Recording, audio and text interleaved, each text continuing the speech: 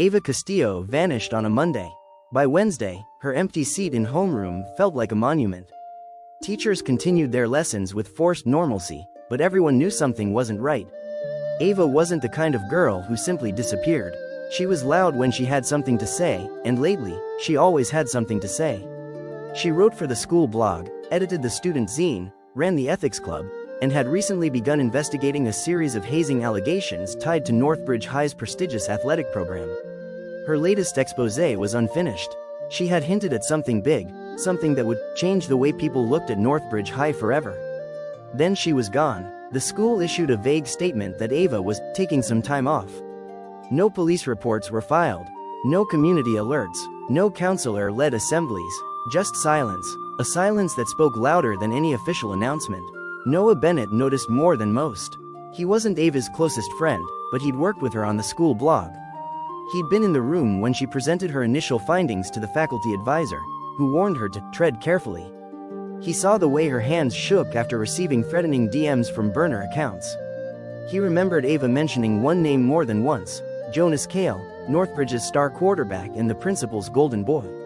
The school's football program was untouchable, and Ava's questions had crossed a line. So Noah started looking. The first clue came from Ava's own blog. It had been taken offline the day after her disappearance, scrubbed from the school server.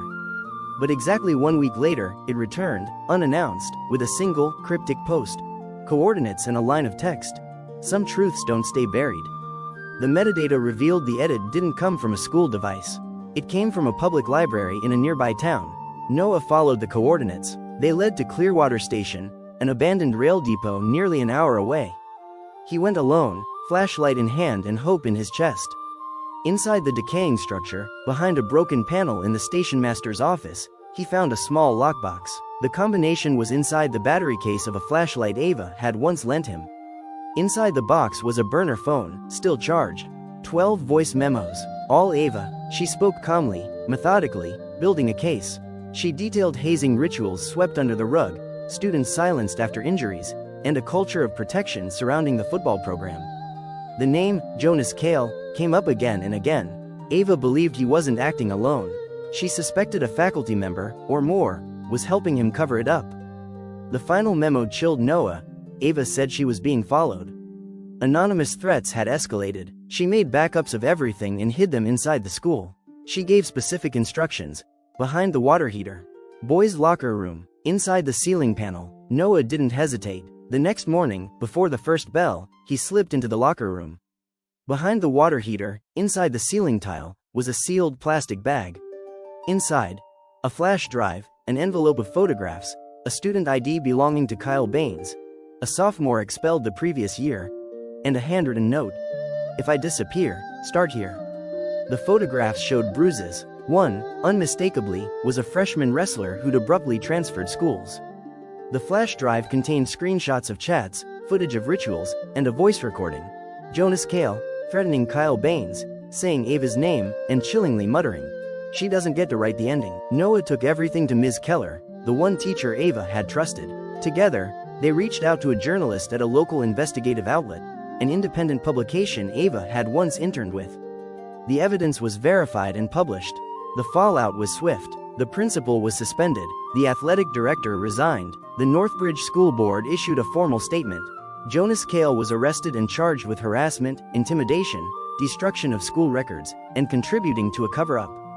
He was tried in juvenile court, sentenced to 1 year in a state rehabilitation program, and banned from participating in any school sports. His scholarship offers vanished. His name, once on plaques and banners, was quietly removed from school walls, but there was still the question of Kyle Baines, the expelled student tied to the threats and arson. Tracked down in a neighboring city, Kyle confessed. He admitted he had participated in hazing rituals under pressure. He revealed that he had helped set a small fire near the school bleachers to destroy some of Ava's earlier physical documents. But he also said he tried to warn Ava anonymously. One message, "Don't come to school Monday," had been traced to him. Though there wasn't enough evidence to charge him with arson, Kyle entered a restorative justice program. He completed 200 hours of community service, underwent mandatory counseling, and submitted a formal statement of accountability that was read aloud during Northbridge's graduation ceremony. He never returned to school. Instead, he earned his GED in private and began volunteering at a youth shelter. Ava, meanwhile, resurfaced 2 months later. Not to return for good, but to finish what she started. She met with the district superintendent, demanded structural reforms, helped implement new student safety protocols, and insisted on an independent oversight committee for student-athlete conduct. She granted only one interview, to the journalist who had published her story. Then, quietly, she left town again. She completed her senior year online, never returned to campus, but at graduation, her name was still called. An empty chair sat on the stage with a paper taped to its back. Some truths don't stay buried. That day, another message was read too. Written by Kyle Baines. I was part of the silence. I helped bury the truth, but I won't be part of that anymore. If you're sitting out there thinking your voice doesn't matter, learn from what we failed to protect. Say something, even when it's hard. Noah Bennett never tried to contact Ava. She had trusted him once. That was enough, because Ava Castillo wasn't a ghost. She was a force, and in the end, her silence, like her voice, had changed everything.